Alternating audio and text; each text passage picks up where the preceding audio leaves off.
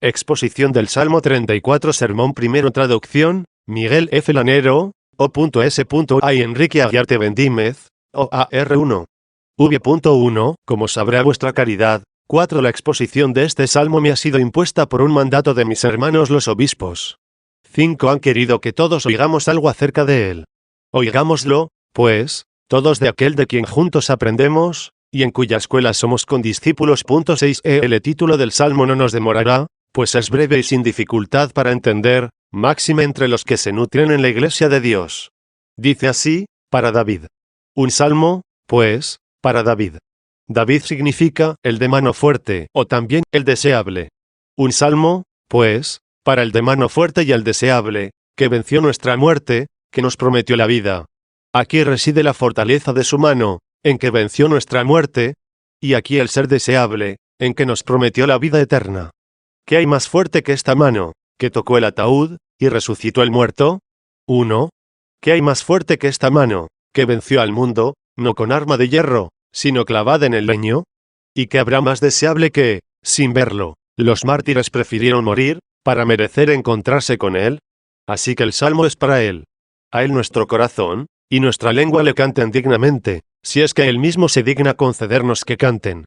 Nadie le canta dignamente, sino el que de él ha recibido la posibilidad de cantar. De todos modos, lo que ahora le cantamos ha sido dicho por el Espíritu Santo a través de su profeta, y con tales palabras, que en ellas nos reconocemos a nosotros y a él. Y no le ofendemos por decir a nosotros y a él. De hecho, cuando estaba en el cielo exclamó así: ¿por qué me persigues? 2. Siendo así que nadie le tocaba, y nosotros estábamos sufriendo en la tierra. 1. Por eso escuchemos su voz, ya venga del cuerpo, ya de la cabeza. Este salmo es una invocación a Dios contra los enemigos en las tribulaciones de este mundo. Y ciertamente se trata del mismo Cristo, atribulado entonces en la cabeza, atribulado ahora en su cuerpo, pero por esas tribulaciones da la vida eterna a todos sus miembros, y que, al prometerla, se ha hecho por ello deseable. 2. V.1, 2 Juzga, Señor, dice el Salmo, a los que me dañan combate a los que me combaten. Si Dios está con nosotros, ¿quién estará contra nosotros? 3. Pero ¿cómo nos presta Dios esta ayuda? Continúa el Salmo, empuña el escudo y las armas, levántate y ven en mi auxilio. Qué impresionante espectáculo, ver a Dios armado para defenderte. ¿Cuál es su escudo? ¿Cuáles sus armas? Señor, dice el mismo que habla aquí en otro pasaje, como un escudo nos ha protegido tu favor. 4. Pero sus armas, con las que no solo nos defiende, sino también ataca a los enemigos, seremos nosotros mismos, si caminamos con rectitud. Porque así como Él nos provee las armas, así Él se arma de nosotros. No obstante, Él se provee de las armas de quienes ha creado, y nosotros de las que hemos recibido de Él, que nos creó a nosotros. Habla el apóstol en cierto lugar de estas nuestras armas, el escudo de la fe, el yelmo de la salvación y la espada del Espíritu, que es la palabra de Dios. 5. Él nos ha armado con las armas que habéis oído, dignas de elogio e invictas, insuperables y espléndidas.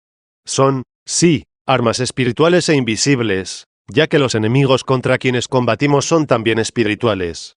Si ves a tu enemigo, preséntale tus armas.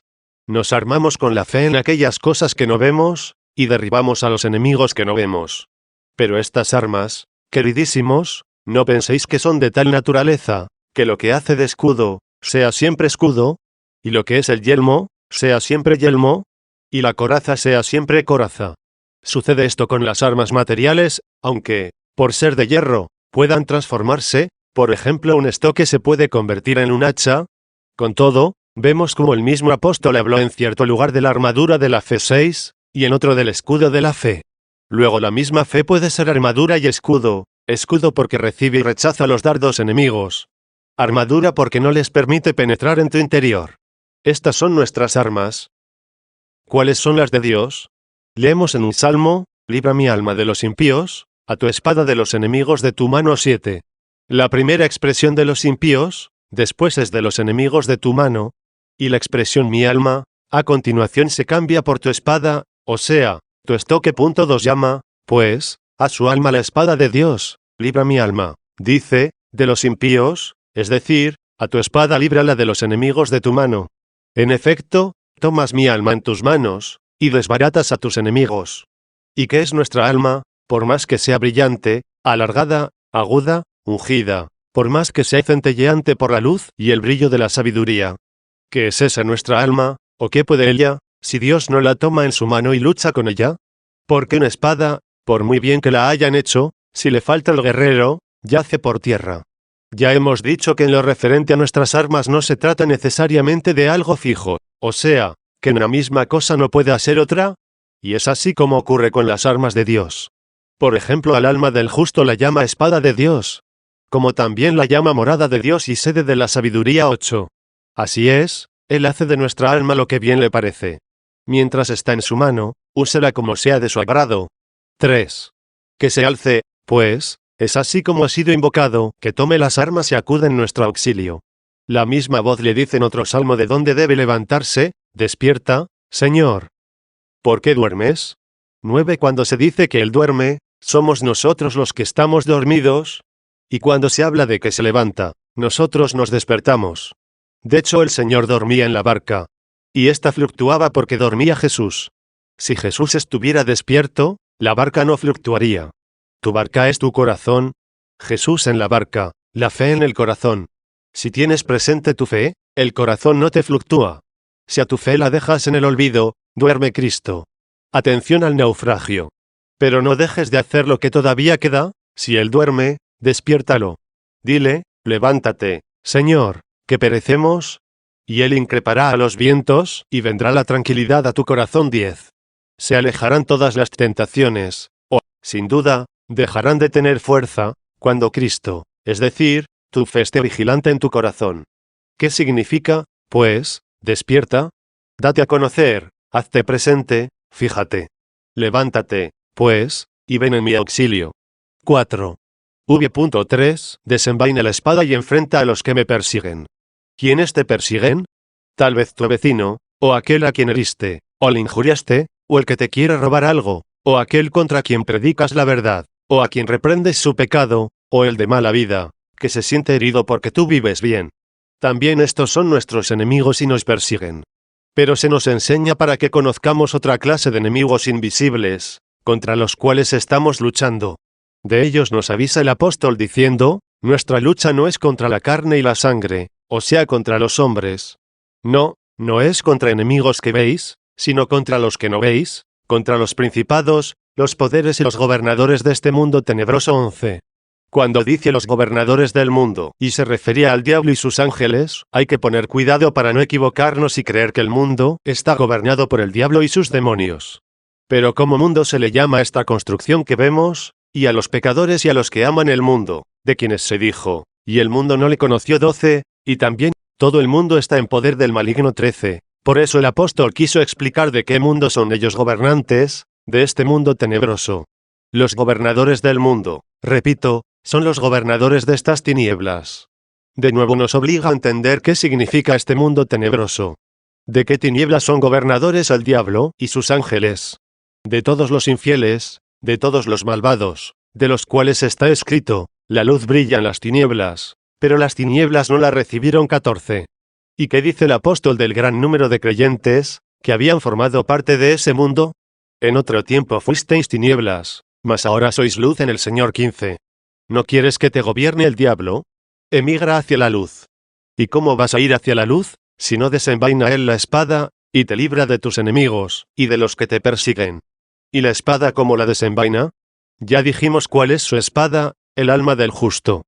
Que se multipliquen los justos, así desenvainará la espada, y se enfrentará a mis enemigos. Refiriéndose a este desenvainar la espada, el apóstol nos amonesta a llevar una vida recta, y concluye: para que el adversario se avergüence, no teniendo nada malo que decir de nosotros. 16. Es así como se le ha vencido, al no poder encontrar ninguna acusación contra los santos. 5. ¿Y los justos de dónde vendrán? ¿O qué dicen los enemigos que nos persiguen? ¿Y los enemigos aquellos invisibles? ¿Qué dicen? Nada. Lo que más sugieren al corazón humano los enemigos, que atacan invisiblemente, es que Dios no nos ayuda, y así vayamos en busca de otros auxilios, y encontrándonos sin fuerzas, seamos presa de esos mismos enemigos. ¿Es esto lo que se nos sugiere? Debemos estar muy alerta contra estas voces, Como se nos indica en otro salmo, son muchos los que se levantan contra mí, muchos le dicen a mi alma, su Dios ya no la salva. 17. ¿Y qué se dice aquí contra estas voces? Di a mi alma, yo soy tu salvación. Al decir a mi alma, yo soy tu salvación, vivirá en la justicia, y yo no buscaré la ayuda de nadie fuera de ti. 6. V.4. ¿Y cómo sigue? Queden confundidos y avergonzados los que buscan mi alma. La buscan para perderla. Ojalá la buscasen para el bien. En otro salmo reprocha a los hombres precisamente esto, que no haya nadie que busque su alma, no tengo a dónde huir, nadie se preocupa de mi alma. ¿Quién es el que dice, nadie se preocupa de mi alma? 18. ¿No es el mismo de quien mucho antes se había predicho? Han taladrado mis manos, y mis pies, han contado todos mis huesos. Me han mirado, me han observado. Se repartieron mi ropa y echaron a suerte mi túnica. 19. Todo esto sucedía ante sus ojos, y no había nadie que buscase su alma. Invoquémoslo, hermanos, para que diga a nuestra alma, yo soy tu salvación. Que ella abra sus oídos y escuche al que le dice, yo soy tu salvación. Porque lo dice, sí, pero algunos se hacen los sordos. De ahí que al padecer persecución, prestan oídos mejor a los enemigos, que los persiguen. Si algo le falta, si su alma pasa por alguna angustia, o sufre escasez de bienes temporales, le pide muchas veces auxilio a los demonios, va a consultar a los poseídos del demonio, recurre a los sortilegios, así es como sus enemigos y perseguidores invisibles se han acercado a su alma, han entrado, la han asaltado y hecho prisionera, la han vencido, diciendo, no hay salvación en su Dios. Se hizo sordo a la voz que le decía, yo soy tu salvación. Di a mi alma, yo soy tu salvación, para que queden confundidos y avergonzados los que buscan mi alma, a la que tú le dices, yo soy tu salvación. Voy a escuchar al que me dice, yo soy tu salvación. No buscaré ninguna otra salvación, más que a mi Señor y mi Dios. Se me susurra una salvación, que viene de la criatura, no, es del Señor de quien procede.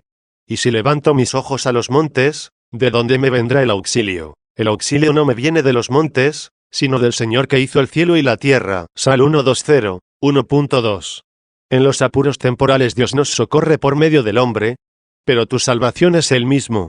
Por un ángel Dios nos socorre, pero tu salvación es siempre Él. Todo le está sometido, y nos ayuda en esta vida, a unos de una manera, a otros de otra. La vida eterna, sin embargo, solo la da de sí mismo. Puede ser que estés sufriendo y no llega lo que buscas, pero sí está presente el que tú buscas. Busca al que jamás puede faltar. Te podrán faltar las cosas que Él ha dado, pero ¿te faltará el que las dio? ¿Vuelva de nuevo todo lo que Él había dado? ¿Acaso estas cosas devueltas son las riquezas, y no más bien el que primero las quitó, para probar, y luego las devolvió para consolar? Es un consuelo, sí, cuando tenemos estas cosas. Nos consuelan como a caminantes, pero si entendemos bien lo que es el camino, porque esta vida entera, y todo lo que en ella utilizas, deben ser para ti como la posada del peregrino, no como la casa del residente. No olvides que algo sí has recorrido, pero que te resta algo más todavía. Que si saliste del camino es para descansar, no para abandonar. 7. Hay quienes dicen, Dios es bueno, grande, supremo, invisible, eterno, incorruptible, y nos dará la vida eterna y la participación en aquella incorrupción prometida en su resurrección.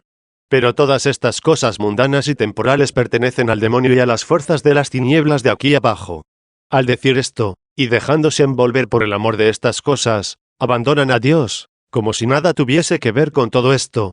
Se van en busca de sacrificios nefastos, y de no sé qué clase de remedios. O movidos por no sé qué persuasión humana prohibida, tratan de conseguir algo que es temporal, como el dinero, esposa, hijos, y todo aquello que en la vida humana sirve ya sea como consuelo al peregrino, o también de obstáculo al caminante. La divina providencia está vigilante para salir al paso de esta opinión, y muestra cómo a Dios pertenecen todas estas cosas, y están bajo su autoridad, no solo las eternas prometidas para el futuro, sino también las temporales, que Él distribuye a quien le parece, y cuando le parece oportuno, sabiendo bien a quién da y a quién no, como hace el médico con los medicamentos, puesto que conoce la enfermedad mejor que el enfermo. Dios, para manifestar esto mismo distribuyó los tiempos del Antiguo y del Nuevo Testamento. En el Antiguo las promesas son de realidades temporales. En cambio la promesa del Nuevo Testamento es el reino de los cielos. La mayor parte de los preceptos acerca del culto a Dios y de la rectitud de vida, son los mismos, tanto en uno como en el otro testamento, pero dado que la promesa parece distinta en el uno que en el otro, sin embargo la autoridad del que manda y la obediencia del que sirve sí es la misma, aunque el premio no parezca el mismo. En efecto, a los antiguos se les dijo, para que poseáis la tierra prometida, para que podáis reinar en ella, para que podáis vencer a vuestros enemigos, y no ser sometidos por ellos, y vuestros hijos se multipliquen 20. Estas promesas son terrenas, sí, pero llenas de significado. Haz que algunos las reciban tal cual fueron prometidas, y de hecho muchos así las recibieron. Porque a los hijos de Israel les fue entregada la tierra, se les otorgaron riquezas, hijos, incluso a las estériles y entradas en años que rogaron a Dios, y solo confiaban en Él, y tampoco tenían otro recurso, ni siquiera para buscar estas cosas. Escucharon en su corazón la voz del Señor, yo soy tu salvación. Si lo es en las realidades eternas, ¿por qué no en las temporales? Esto demostró Dios en el caso de aquel santo varón Job, el mismo diablo no tiene el poder de arrebatar las cosas de este mundo, sino cuando lo reciba del poder supremo. Pudo, sí, envidiarlo, pero ¿pudo acaso hacerle daño? Pudo acusarlo, pero ¿pudo condenarlo? ¿Por ventura fue capaz de gritarle algo, de lastimarle una uña o un cabello, si Dios no hubiera dicho, extiende tu mano? 21. ¿Qué significa, extiende tu mano? Dame permiso. Y lo recibió. Uno lo puso a prueba y el otro fue puesto a prueba. Sin embargo, quien venció fue el tentado, y el tentador fue vencido. Pero Dios, que le había permitido al diablo arrebatarle todo aquello, no dejó interiormente abandonado a su siervo, haciéndose una espada del alma de su siervo para dejar vencido al mismo diablo. ¿Qué alcance tiene esto? Yo me refiero al hombre. Vencido en el paraíso 22, salió vencedor en el estiércol. Vencido por el diablo, que se valió allí de la mujer, aquí venció al diablo y a la mujer. Has hablado, le dice, como una mujer necia. Si de la mano del Señor hemos recibido los bienes, ¿por qué no vamos a soportar los males? 23. Que bien había entendido lo de tú eres mi salvación. 8. Queden confundidos y avergonzados los que buscan mi alma. Fíjate en los hombres. Orad, dice, por vuestros enemigos 24. Pero aquí, en el Salmo, se trata de una profecía. Y lo que se dice figuradamente como un deseo, se explica por tratarse de una profecía. Que suceda esto y aquello, no significa sino que esto y aquello sucederá. Prestad, pues, atención a la profecía, queden confundidos y avergonzados los que buscan mi alma. ¿Qué significa, queden confundidos y avergonzados? Que quedarán confundidos y se avergonzarán. Y de hecho ya ha sucedido. Muchos, para su bien, han quedado confundidos, muchos se han avergonzado, y de la persecución de Cristo han pasado a formar parte del grupo de sus miembros con religiosa actitud, y esto no habría sucedido sin su confusión y vergüenza. Luego el salmista les ha deseado un bien. Pero como dos son las clases de vencidos, dos son también las maneras de vencer, o son vencidos por convertirse a Cristo, o quedan vencidos porque Cristo los condena. Quedan así explicados, aunque con cierta oscuridad, estas dos clases de vencidos, y por eso hace falta un buen entendedor. Referido al grupo de los que se convierten, es como debes entender lo que dice el Salmo, queden confundidos y avergonzados los que buscan mi alma. Que se vuelvan atrás. Que no me precedan, sino que vayan detrás de mí. Que no se pongan a dar consejos, sino a recibirlos. Pedro, por ejemplo, quiso adelantarse al Señor, cuando hablaba de su futura pasión, hasta le quiso dar un consejo saludable, el enfermo le aconsejaba la salud al Salvador. ¿Y qué fue lo que le dijo al Señor para darle ánimos en su pasión, que se veía venir? Esto de ninguna manera, Señor, mira por tu propio bien, esto no sucederá. ¿Y qué dijo el Señor? Vete detrás, Satanás. 25 Si te adelantas, eres Satanás, si me sigues, serás discípulo mío. Por eso les dice estos, vuelvan la espalda confundidos los que traman mi daño. Cuando comiencen a seguirme detrás, ya no tramarán el mal, sino que desearán el bien. 9. V.5, 6. ¿Y qué decir de los demás? Porque no todos los vencidos se convierten y creen. Muchos permanecen en su obstinación, muchos conservan en su corazón su actitud de adelantarse, y aunque no la muestren, lo tienen concebido interiormente, y cuando llega la ocasión, lo manifiestan. ¿Y qué se dice de estos a continuación? Sean como el polvo que se lleva el viento. No así los impíos, no así, serán como el polvo que arrebata el viento de la superficie de la tierra. 26. El viento es la tentación. El polvo, el malvado. Cuando llega la tentación, es arrastrado el polvo, no tiene estabilidad ni resistencia. Sean como el polvo que se lleva el viento, y el ángel del Señor les dé tormento. 3. Que su camino sea oscuro y resbaladizo. Un camino para echarse a temblar. ¿Quién no tiene horror simplemente a las tinieblas? ¿Quién no trata de evitar el camino resbaladizo? Y cuando el camino es tenebroso y resbaladizo, ¿por dónde ir? ¿Dónde apoyarás el pie? He aquí los dos males del gran castigo de los hombres, las tinieblas, la ignorancia, lo resbaladizo, la lujuria. Que su camino sea oscuro y resbaladizo, y que el ángel del Señor les persiga, para que no puedan estar en pie. Porque todo el que se halla en tinieblas y en lugar resbaladizo, al ver que falta luz para sus pies, y que si mueve el pie se desliza, lo más probable es que espera hasta que haya luz. Pero allí está el ángel del Señor persiguiéndolos.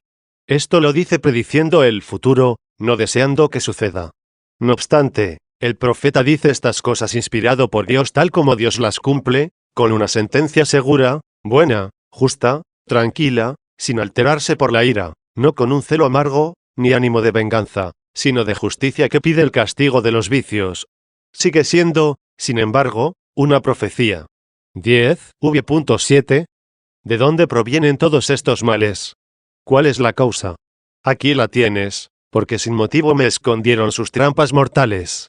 Daos cuenta de que esto lo perpetraron los judíos en nuestra cabeza, le escondieron sus trampas mortales. ¿A quién le escondían trampas? Al que estaba viendo los corazones de quienes se las escondían. Y sin embargo él se portaba ante ellos como un ignorante, como quien era engañado, cuando en realidad eran ellos los que se equivocaban en aquel a quien creían engañar. Él vivía entre ellos como quien era engañado, porque nosotros tendríamos que vivir de tal modo entre esa gente, que habíamos de ser engañados indudablemente. Él conocía a su traidor, y lo eligió precisamente para cumplir una obra necesaria.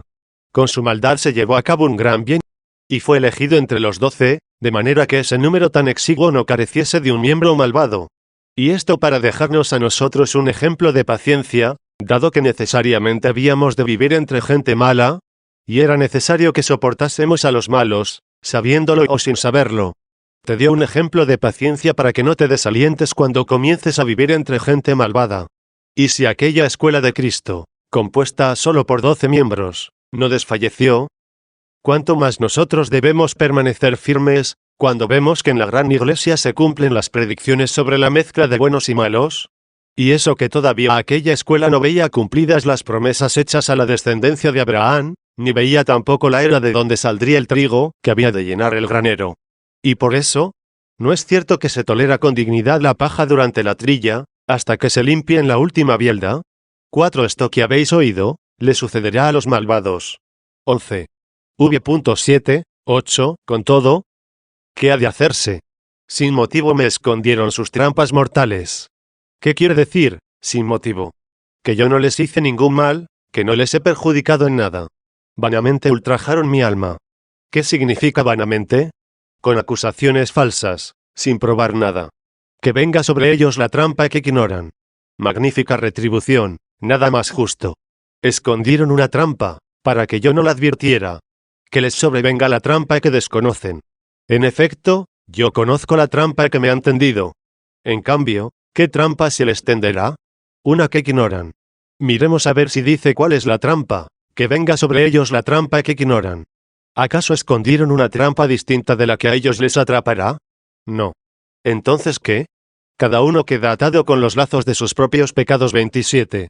Se engañan con lo mismo que pretendían engañar. Su daño será el mismo daño que intentaban hacer. Así continúa el Salmo, que el lazo que ocultaron, los atrape a ellos. Algo así como si uno preparase un vaso envenenado contra alguien, y por un descuido se lo bebe él. O como si alguien cava una fosa para que caiga su enemigo de noche en ella, y luego el que la cavó, sin acordarse, pasa por el mismo camino y es el primero que cae en ella. Es esto, hermanos míos, lo que sucede, creedlo, estad seguros. Y si hay en vosotros una excelente capacidad de juicio, fijaos bien en esto, nadie es malo sin perjudicarse primero a sí mismo. Pensad que la malicia es como el fuego. Si quieres prender fuego, debes aplicarle algo encendido, si no, no arde. Supongamos que es una tea. Se le acercas para que prenda. ¿Acaso la misma tea que le aplicas no arde ella primero, para que pueda incendiar otras cosas? La maldad, por tanto, procede de ti. ¿Y a quién destruye primero, sino a ti mismo? Donde se expande perjudica a la rama. ¿No va a perjudicar a la raíz de donde procede? Insisto, tu maldad puede no perjudicar a otros, pero es imposible que a ti no te perjudique. En efecto, ¿cuál fue el daño causado al santo Job, del que hace poco hemos hablado? Es lo que se dice en otro salmo: eres engañoso como navaja afilada. 28. ¿Qué se hace con una navaja afilada? Cortar los cabellos, lo que nos sobra. ¿Y qué le haces al que quieres causar daño? Si das su malvado consentimiento al mal que le quieres causar, ¿no es tu malicia lo que le perjudica? Es la suya. Si, en cambio, carece de maldad en su interior, y somete su corazón puro a aquella voz que le dice, yo soy tu salvación, le estás atacando por fuera, pero no logras derrotar a su hombre interior. Sin embargo, tu maldad procede de tu interior, y el primer derrotado eres tú. Estás podrido por dentro, y ese gusano de ahí procede, sin dejar nada sano por dentro. Que el lazo que ocultaron, los atrape a ellos, y caigan en la misma trampa. ¿No es tal vez lo que pensabas poco antes, cuando oías que venga sobre ellos la trampa que ignoran, como si se tratase de algo oculto e inevitable? ¿De qué se trata, entonces? De la misma maldad que a mí me tenían guardada. ¿No les ocurrió esto a los judíos? El Señor salió vencedor de su maldad, mientras ellos quedaron vencidos por su propia maldad. Él resucitó por nosotros, y ellos quedaron muertos en sí mismos. 12. V.9. Esto es lo que les sucede a los que me quieren dañar. Y a mí. Pero mi alma se alegra con el Señor, en el mismo Señor del que poco antes oyó, yo soy tu salvación, como rehusando otras riquezas externas, como quien no busca rodearse de placeres y bienes terrenos, sino que ama gratuitamente al auténtico esposo, sin pretender recibir de él placer alguno, sino teniendo presente únicamente al que es la causa de su deleite. ¿Qué cosa mejor que el mismo Dios se me podrá dar a mí? Dios me ama. Dios te ama. Mira lo que te propone, pide lo que quieras. Si el mismo emperador te dijera, pídeme lo que quieras, ¿cómo te saldría de dentro el proclamarte tribuno y conde? ¿Cuántas cosas planearías para ti y para repartir con los demás? Pues bien, Dios te dice, pide lo que quieras. 29. ¿Qué es lo que vas a pedir? Agudiza tu mente, da rienda suelta a tu avaricia, alarga y ensancha cuanto puedas tu codicia, porque no ha sido cualquiera, sino el Dios omnipotente quien dice, pídeme lo que quieras. Si eres aficionado a tener posesiones, vas a desear la tierra entera, de manera que todos los nacidos fueran tus colonos o tus siervos. Y cuando seas dueño de toda la tierra, ¿qué harás? Pedirás el mar, aunque en él no vas a poder vivir. En tal avaricia te vas a sentir superado por los peces. Aunque sí podrás quizás ser dueño de las islas. Pero vete más allá todavía, pide también el aire, aunque no puedas volar. Agranda tu deseo hasta el cielo, llama tuyo al sol, a la luna y a las estrellas, puesto que el que lo hizo todo te dijo, pídeme lo que quieras. Con todo, nada encontrarás de más valía, nada encontrarás más excelente que el mismo que ha creado todo esto. Pide al que lo hizo, y en él y de él recibirás todo lo que él hizo. Todas las cosas son valiosas, porque todas son bellas. Pero, ¿quién más bello que él? Todas son fuertes, pero, ¿qué hay más fuerte que él? Y lo que él más quiere dar es a sí mismo. Si encuentras algo mejor, pídelo. Y si pides algo distinto de él, le harás a él una injuria, y te perjudicarás a ti, porque has antepuesto la obra al que la hizo, siendo así que él, que es el autor, se te quiere dar a ti. Movida por este amor, le dijo cierta alma, ¿no eres tú, Señor, mi herencia? 30. Es decir, mi herencia eres tú.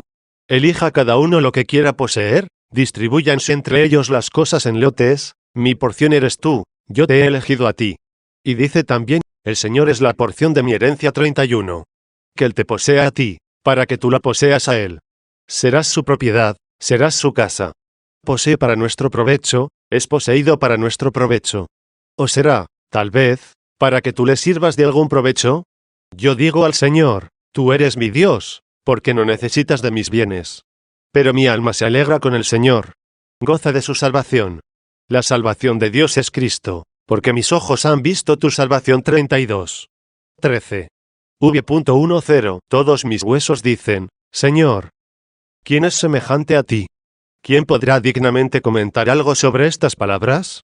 Yo creo que son solo para proclamarlas, no para explicarlas. ¿Por qué andas buscando esto o aquello? ¿Qué hay que se parezca a tu Señor? Ahí lo tienes ante ti. Todos mis huesos dicen, Señor. ¿Quién es semejante a ti? Los malvados me han contado sus placeres, pero no según tu ley, Señor. 33. Hubo perseguidores que decían, adora a Saturno, adora a Mercurio. Yo no doy culto a los ídolos, le responde. Señor. ¿Quién es semejante a ti? Los ídolos tienen ojos y no ven. Tienen oídos y no oyen. 34. Señor. ¿Quién es semejante a ti, que hiciste el ojo para ver, y el oído para oír? Yo no adoro los ídolos, dice, porque algún artífice los ha hecho.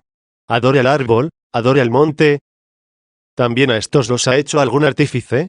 También aquí hemos de decir, Señor. ¿Quién es semejante a ti?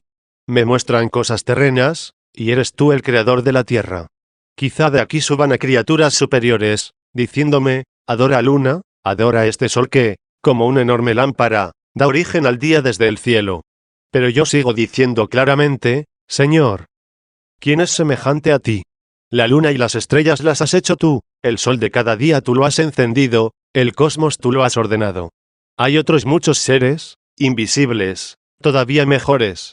Y aquí tal vez se me dice, da culto a los ángeles, adore a los ángeles. Pero yo sigo diciendo, Señor. ¿Quién es semejante a ti? También a los ángeles los has creado. Nada son los ángeles si no te ven a ti. Es mejor poseerte a ti junto con ellos, que apartarse de ti por adorarlos a ellos. 14. Todos mis huesos dicen, Señor. ¿Quién es semejante a ti? Oh cuerpo de Cristo, Iglesia Santa, que todos tus huesos digan, Señor. ¿Quién es semejante a ti? Y si las carnes fueron víctimas de la persecución, que lo digan los huesos, Señor. ¿Quién es semejante a ti? Porque de los justos se ha dicho, el Señor ama todos sus huesos, y ni uno solo se quebrará. 35. ¿Cuántos huesos de justos fueron quebrados en la persecución? En definitiva, el justo vive de la fe. 36, y también Cristo justifica al impío. 37. ¿Y cómo los justificará, sino por la fe y la confesión? Porque con el corazón se cree para la justificación, y por la palabra se hace la profesión de fe para la salvación. 38. De ahí que incluso el ladrón aquel, aunque había sido llevado al juez por sus latrocinios, y del juez a la cruz, con todo, estando en la cruz fue justificado. En su corazón creyó, y confesó con su boca. Pues no habría dicho el Señor de un injusto, aun no justificado, hoy estarás conmigo en el paraíso. 39. Y sin embargo sus huesos fueron quebrados. Pues cuando vinieron a depositar los cuerpos, dado que el sábado ya estaba encima, encontraron al Señor ya sin vida, y sus huesos no fueron quebrados. 40. A los que vivían, le rompieron las piernas para que, muertos a causa de tal dolor, pudieran ser sepultados. ¿Acaso le rompieron los huesos únicamente al ladrón, que en la cruz perseveró en su impiedad, y no también al que se justificó creyendo de corazón, y proclamando de palabra su fe para salvarse? ¿Dónde queda entonces aquello que se dijo, el Señor guarda todos sus huesos, y ni uno solo se quebrará? 41, sino porque en el cuerpo del Señor se le llama huesos a todos los justos, a los de corazón firme, a los fuertes, que no ceden, consintiendo en el mal, ante ninguna persecución ni tentación. Y será solo así como podrán resistir a todas las tentaciones, cuando los perseguidores digan, mira a ese Dios, fíjate cómo es, que venga y te haga de los suyos. Mira, hay aquí en el monte no sé qué gran sacerdote. Tal vez eres pobre porque no te presta ayuda a ese Dios. Suplícale y verás cómo te ayuda. ¿O estás enfermo porque no lo invocas? Invócalo y verás cómo te sanas. A lo mejor no tienes hijos. Invócalo y los tendrás. Pero el que en el cuerpo del Señor es uno de sus huesos, rechaza todas estas insinuaciones, y dice, Señor, ¿quién como tú? Dame en esta vida lo que busco, si es tu voluntad. Pero si no lo es, sé tú mi vida, a quien siempre estoy buscando. ¿Podré salir de este mundo con la frente erguida, si hubiera adorado a otro Dios, y te hubiera ofendido a ti? Puede ser que muera mañana. ¿Con qué cara me presentaré ante ti? Grande es su misericordia, nos amonestó a vivir bien y nos ocultó nuestro último día, el de nuestra muerte, para que no nos hagamos promesas sobre nuestro futuro. Hoy hago esto y estoy vivo. Mañana no lo haré. Y si ya no hay un mañana para ti, di, pues, entre los huesos de Cristo, Señor, ¿Quién es semejante a ti? Todos mis huesos dicen, Señor. ¿Quién es semejante a ti? 15. Que libras al pobre de la mano del que es más fuerte que él, y al indigente y al pobre del que lo despoja. Hasta aquí hemos llegado hoy en la lectura del Salmo, y hasta aquí llega la exposición. No quiero que llegue al hastío lo que hemos hablado, por querer seguir exponiendo la otra parte. Basta por hoy hasta esta frase, que libras al pobre de la mano del que es más fuerte que él. ¿Quién es el que libra, sino el que tiene una mano fuerte? Aquel David librará al pobre de la mano del que es más fuerte que él. Más fuerte había sido el diablo para tenerte preso, puesto que él te venció porque consentiste. ¿Pero qué fue lo que hizo la mano fuerte? Nadie entra en casa de uno que es fuerte para despojarle sus cosas, sin haber antes amarrado al fuerte 42. Con su poder santísimo y grandioso logró apresar al diablo, desenvainando la espada para apresarlo, y así librar al pobre y al necesitado, que no tenía protector 43. ¿Quién será tu protector, sino el Señor a quien le dices, Señor, mi protector y mi redentor? 44. Si quieres presumir de tus propias fuerzas, caerás en aquello exactamente de lo que presumías. Si te amparas en las fuerzas de algún otro, entonces lo que éste quiere es dominarte, no ayudarte. Uno solo, por tanto, debe ser buscado, aquel que redimió, que hizo libres, que dio su sangre para comprarlos, e hizo hermanos a sus siervos.